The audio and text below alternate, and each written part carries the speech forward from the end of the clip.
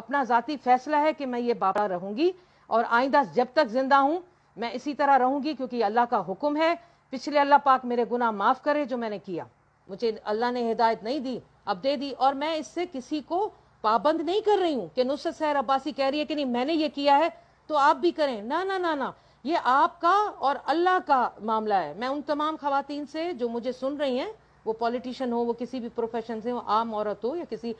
ادارے میں کام کرتی ہو، یہ اپنے اندر اللہ کی طرف سے کوئی ایک چیز آتی ہے، اور دیکھ رہے میں آپ کے سامنے ہوں نا، میں نے اتنا بڑا جو قدم لیا ہے وہ اتنا آسان تو نہیں تھا نا، نہیں تھا نا، یعنی ایک دم سے نصرت سحر عباسی مطلب میک اپ کرنا، فیشن کرنا، باہر نکلنا، اور ایک دم سے اپنے آپ کو فل اس طرح ڈھانپ لینا، تو یہ اتنا آسان نہیں ہوتا، لیکن آسان اللہ کرواتا ہے۔ وہ جب دل میں ڈال دیتا ہے تو پھر دنیا کی پرواہ نہیں ہوتی، کیونکہ مجھے پتا ہے کہ مجھے مرنا ہے، آپ سب کو پتا ہے ہمیں مرنا ہے، ہمیں نہیں پتا کہ ہمارا موت کس وقت لکھی ہے۔ باہر نکلے، ابھی میں آپ سے بات کر رہی ہوں، ہو سکتا ہے میری روح قبض ہو جائے اور میں ہی گر جاؤں، تو